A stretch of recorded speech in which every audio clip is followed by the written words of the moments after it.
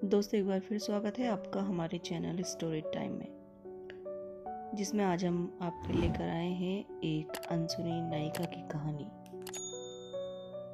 जिनका नाम है इरेना सैंडलर।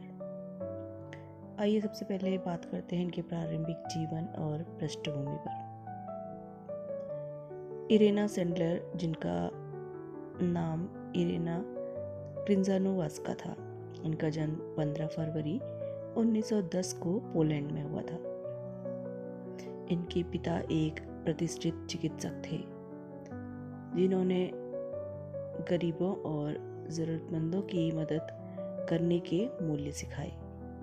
उनके पिता का प्रभाव इरेना के चरित्र और उनके भविष्य के कार्यों में महत्वपूर्ण भूमिका निभाता है।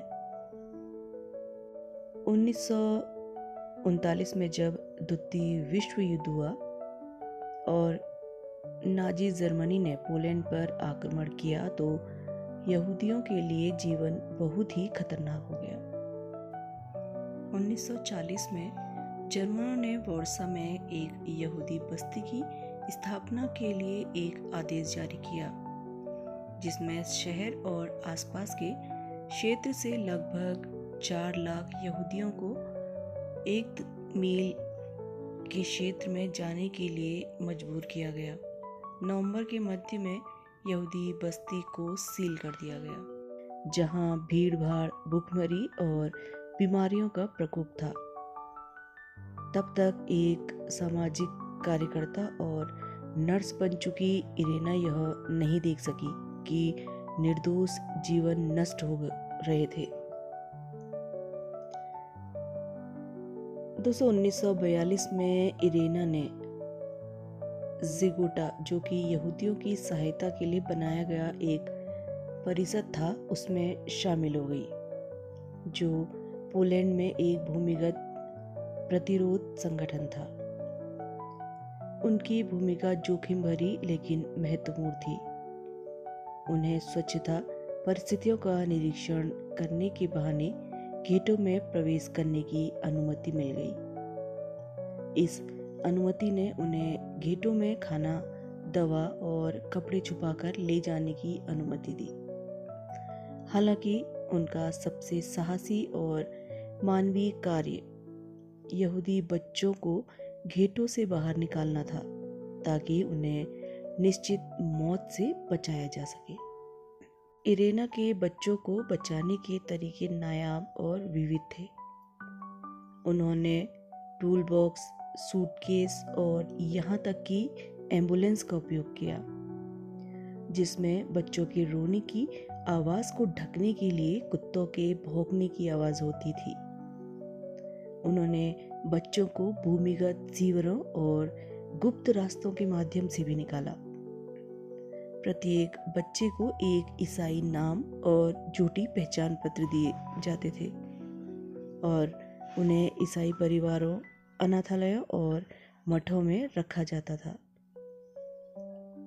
इरेना ने बच्चों के असली नाम और उनकी नई पहचान को कोडित रूप में सटीक रूप से रिकॉर्ड किया, जिन्हें उन्होंने अपने पड़ोसी के आंगन में एक सेब के पेड़ के नीचे जार में दफना दिया। उनकी आशा थी कि युद्ध के बाद वह इन बच्चों को उनके परिवारों या उनकी यहूदी समुदाय के साथ फिर से मिला सके। 1943 में इरेना को गेस्टापो ने गिरफ्तार कर लिया। उन्हें भयंकर यातना दी गई, जिसके दौरान उनके दोनों पैर और पैर की हड्डियां तोड़ दी गई। अत्यधिक दर्द और मौत के खतरे के बावजूद उन्होंने बच्चों या उनके साथी ज़िगोटा सदस्यों के बारे में कोई जानकारी देने से इनकार कर दिया। गेस्टापो ने उन्हें मौत की सजा सुनाई, लेकिन ज़िगोटा सदस्यों द्वारा एक जर्मन गार्ड को रिश्वत देने के कारण वह अपनी फांसी के दिन चमत्कारिक रूप से बच निकली। युद्ध के बाद इरेना ने बचाए गए बच्चों के रिकॉर्ड वाले जार को निकाला।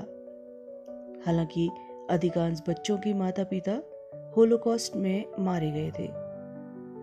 इसके बावजूद कई बच्चों को जीवित बचे रिश्तेदार मिले या जिन परिवारों ने उन्हें शरण दी थी उन्होंने उन्हें गोद ले लिया। इरेना ने सामाजिक सेवाओं और शिक्षा के क्षेत्र में काम करना जारी रखा, लेकिन उन्होंने उसके बाद के जीवन का अधिकांश हिस्सा गुमनामी में बिताया। 1990 के दशक में कंसास के एक हाई स्कूल के छात्र के समूह द्वारा उनके जीवन पर आधारित एक नाटक लाइफ इन जार बनाने के बाद उनके वीर प्रयासों को व्यापक पहचान मिली। इरेना सेंडलर को उनकी असाधारण बहादुरी के लिए कई पुरस्कार मिले, जिनमें पोलैंड का सर्वोच्च सम्मान, व्हाइट ईगल का आदेश और यद वशेम द्वारा राइटियस अमंग द नेशंस का शीर्षक शामिल है। 2007 में उन्हें नोबेल शांति पुरस्कार के लिए नामित किया गया था और हालांकि उन्होंने ये पुरस्कार नहीं जीता, उनकी विरासत एक साहस और मानवता की मिसाल बनी हुई है।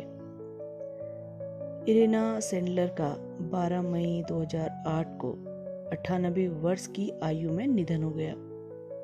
उनका जीवन इस बात का प्रमाण है कि एक व्यक्ति का साहस और मानवता दुनिया में व्यापक परिवर्तन ला सकती है। उनकी कहानी दुनिया भर के अनगिनत लोगों को प्रेरित करती है और हमें याद दिलाती है कि करुणा की शक्ति और सही के लिए खड़े होने का महत्व। इरेना सेंडलर की कहानी न केवल उनके साहस और मानवता की अद्वितीय मिसाल प्रस्तुत करती है, बल्कि ये कई महत्वपूर्ण नैतिक संदेश और प्रेरणाएं भी देती है। इरेना सेंडलर की कहानी ये दर्शाती है कि यदि आपके पास दृढ़ निश्चय और साहस हो तो आप किसी भी बाधा को पार कर सकते हैं। उनकी निडरता ने हजारों बच्चों की जान बचाई। ये साबित करता है कि साहसिक कदम कितने महत्वपूर्ण हो सकते हैं। इरेना ने अपनी जान को जोखिम में डालकर अजनबियों की मदद की। उनकी करुणा और मानवता हमें सिखाती है कि इंसानियत के प्रति हमारी जिम्मेदारी सबसे पहले आती है और हमें ज़रूरतमंदों की मदद करने के लिए हमेशा तैयार रहना चाहिए, बिना स्वार्थ सेवा के मूल्य के। इरेना का जीवन हमें निस्वार्थ सेवा का मूल्य सिखाता है। उन्होंने अपने कार्यों का कोई व्यक्तिगत लाभ नहीं सोचा, बल्कि केवल दूसरों की भलाई के लिए काम किया। ये हमें प्रेरित करते हैं कि हम भी बिना किसी स्वार्थ के दूसरों की मदद करें। भयंकर यातनाओं के बावजूद इरेना ने अपने साथियों और बच्चों के बारे में जानकारी नहीं दी। उनका अदम्य साहस हमें सिखाता है कि हमें हमेशा न्याय और सच्चाई के पक्ष में खड़ा होना चाहिए, चाहे परिस्थितियां कितनी भी विकट क्यों न हो। इरेना की कहानी ये भी सिखाती है कि हमें कभी हार नहीं माननी चाहिए। उन्होंने अत्यंत कठिन परिस्थितियों में भी अपना कार्य जारी रखा और अपने लक्ष्य को प्राप्त किया। ये हमें जीवन में आने वाली कठिनाइयों का सामना करते हुए भी आशावादी बने रहने के लिए प्रेरित करता है। इरेना सेंडलर की कहानी हमें ये भी याद दिलाती है कि एक व्यक्ति की साहसिकता और मानवता दुनिया को बदल सकती है।